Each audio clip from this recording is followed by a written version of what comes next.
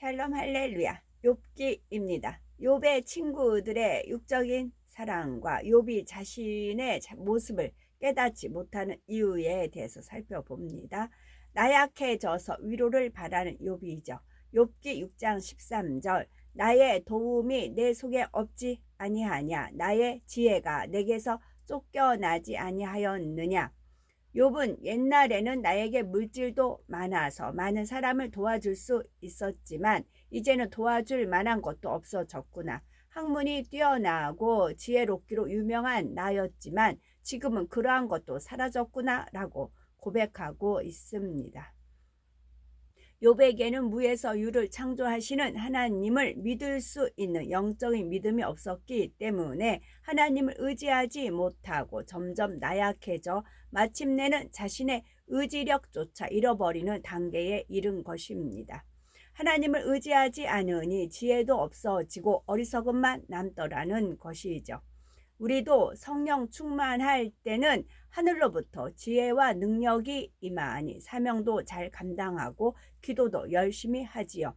그런데 어느 순간엔간 의심이 찾아오기 시작하면 충만함을 잃고 자신도 모르는 사이에 나약해져서 믿음 없는 말을 하고 버린 줄 알았던 혈기가 되살아나기도 합니다. 바로 욥이 이러한 상태인 것이죠.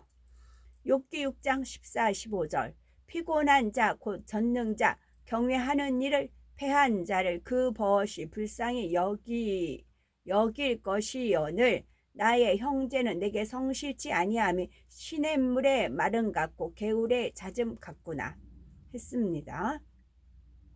욥은 물이 넘쳤다가도 이내 말라 버리는 시내나 개울처럼 친구들의 마음이 한결같지 않음을 말하고 있습니다. 따뜻한 위로를 바랐는데 도리어 욥에게 악하다는 둥, 하나님을 의지하라는 둥, 감정 속에 질책하는 친구가 괘씸했지요. 그러나 우리가 시험, 환난 속에 있을 때 육적인 위로는 더욱 나약하게 만들 뿐 결과적으로 도움이 되지 못합니다. 사랑 자체이신 예수님께서도 제자들을 항상 온유하고 부드럽게만 대하신 것이 아닙니다. 마찬가지로 우리는 시험 환난이 닥친 사람에게 육적인 위로를 주는 것이 아니라 하나님의 말씀으로 깨우쳐 주어야 합니다. 그렇다고 해서 무조건 상대를 지적하고 책망하라는 것이 아닙니다. 아무리 진리의 말이라도 욥의 친구처럼 감정 속에서 권면한다면 상대가 그 말에 담긴 악을 느끼니 오히려 마음문을 닫아버리게 됩니다. 상대를 진정 사랑하는 마음으로 상대의 믿음의 분량에 맞추어 깨우쳐 줄 때 상대방도 마음문을 열고 다시 일어설 수 있는 힘을 얻을 수가 있는 것입니다. 욥기 6장 16, 17절 얼음이 녹으면 물이 검어지며 눈이 그 속에 감추었을지라도 따뜻하면 마르고 더우면 그 자리에서 아주 없어지나니. 욥은 친구들에게 얼음이 녹은 후부터 너희의 본색이 드러났고 물이 햇볕에 증발한 것처럼 너희의 사랑이 온데간데 없이 사라졌다고 말합니다. 욥이 부유하고 건강할 때에는 친구들이 와서 사랑한다 했고 욥을 존경하며 아부도 했는데 이제 욥이 빈손이 되니 그 마음이 변했다는 것이죠.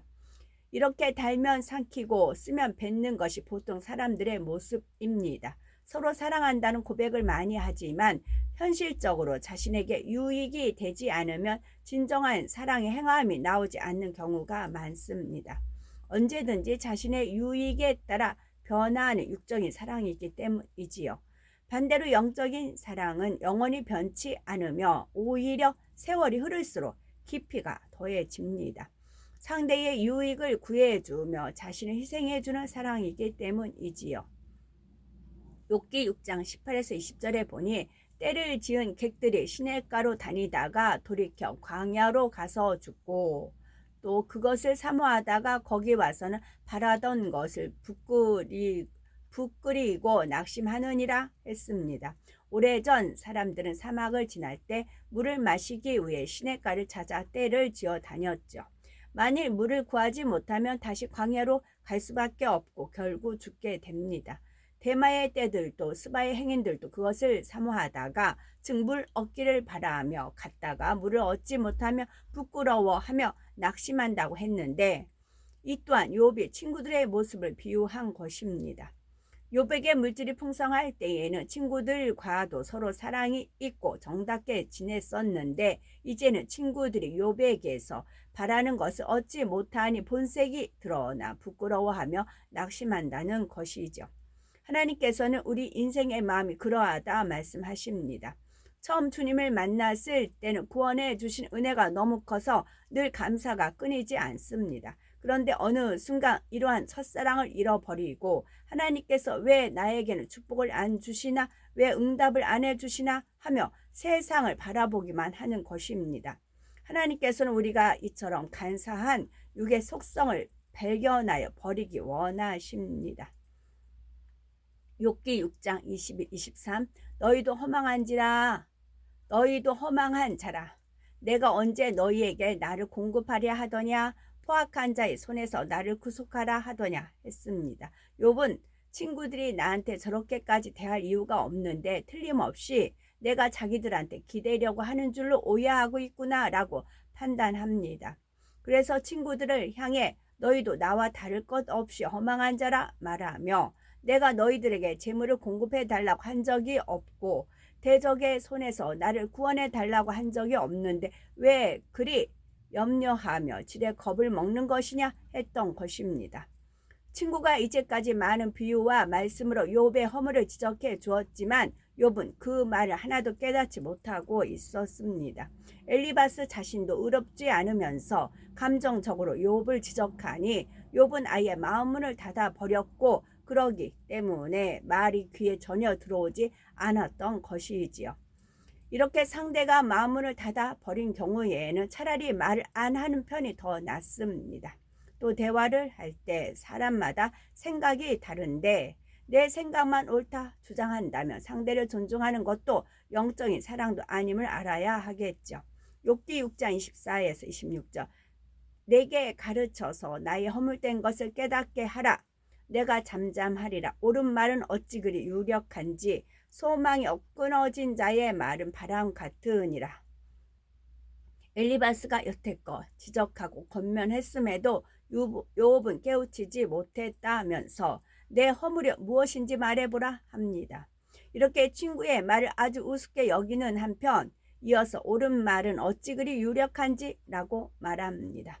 이는 너의 말이 옳은 것은 나도 안다라고 시인하는 말이죠. 하지만 나는 죽을 날만 기다리는 사람이지 않느냐. 이처럼 소망이 끊어진 사람의 말은 그냥 입에서 나오는 대로 내뱉는 말이라서 바람같이 헛된 것이다. 그런데 너희는 나를 위로해 주지는 않고 이렇게 무기력하고 허망한 자의 말을 꼬투리 잡으려고 하느냐는 것입니다.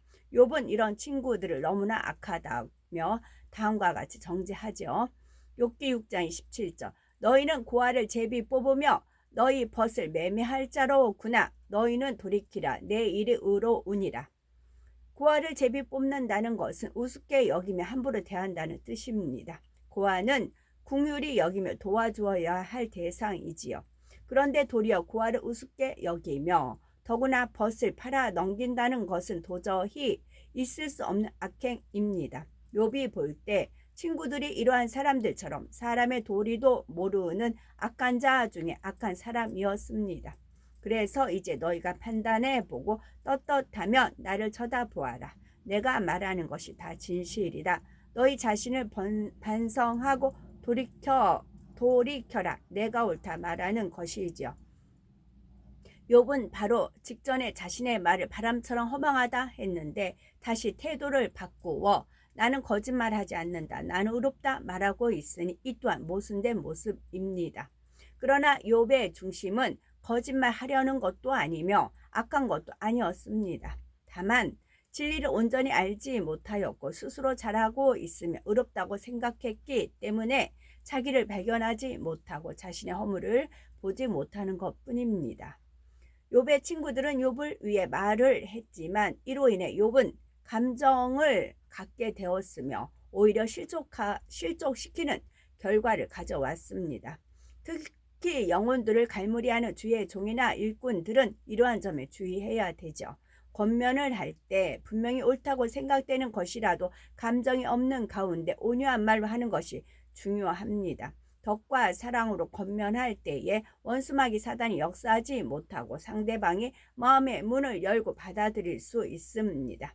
또한 나 자신이 말씀대로 행하면서 권면할 때 그 말에 권세가 따르지요. 여기서 이제 너희가 나를 향하여 보기를 원하노라 한 것은 욥의 입장에서 친구들에게 하는 말이지만 한편 하나님께서는 우리 자신이 욥의 친구의 모습은 아닌지 또한 욥의 모습은 아닌지 돌아보기를 원하시는 마음이 담겨 있습니다. 욥이 자신을 깨닫지 못하는 이유입니다. 욥은 진리를 바로 알지 못하면서 친구의 말을 무시하고 자신만 옳다 주장하고 있습니다. 욥은 왜 자신을 깨닫지 못하는 것일까요? 먼저는 교만하기 때문입니다. 자신은 물질도 많았고 지혜도 높았으며 무엇이든 최고였는데 하나님이 이유 없이 나를 쳐서 고통 중에 있다고 생각하니 자신을 발견할 수가 없었습니다. 그러니 친구가 깨우쳐 준다 해도 들으려 하지 않았고 오히려 친구가 잘못되었다고 책망하고 있는 것이죠. 잠언 16장 18절에 교만은 패망의 선봉이라 했고 고린도전서 10장 12절 선 줄로 생각하는 자는 넘어질까 조심하라 말씀합니다. 교만은 자기가 서 있는 상태입니다. 욥은 교만하여 스스로 선자가 되었기에 결국 넘어짐으로 친구들 앞에 창피를 당하며 순환을 겪고 있는 것이죠. 욥이 자신을 깨우치지 못하고 있는 또 다른 이유는 자신은 최선을 다해 살아왔기 때문입니다. 곧 자신이 잘한 것만 생각하고 있는 것이죠. 자신은 선하고 의롭게 살고 있다고 믿고 있었기 때문에 그런 자기에게 불의가 있을 리가 없다고 생각한 것이죠. 그래서 내 혀에 어찌 불의한 것이 있으랴 내 미각에 어찌 괴우를 분별치 못하랴 말하고 있습니다. 욥은 혀로 단맛은 맛, 짠맛을 구분할 수 있는 것처럼 자신의 옳고 그름을 확실하게 분별할 수 있다는 것이지요. 결국 자신의 판단이 옳으며 자기의 말과 생각은 다 맞고 상대는 그르다는 것입니다. 전혀 권면을 받아들일 자세가 되어 있지 않은 모습이지요. 그러나 아무리 진리를 많이 알고 있다 해도 누가 깨우쳐 주면 아멘으로 받고 자신을 돌아볼 수 있어야 합니다. 윗분의 권면은 물론 설령 아랫사람의 권면이라도 겸손히 받으려는 마음 자세가 되어야 되지요. 하나님이 교만한 자를 물리치시고 겸손한 자에게 은혜를 주신다 하셨으니 겸손한 자가 되어 더 신속히 변화되는 우리가 되셔야 되겠습니다. 아멘.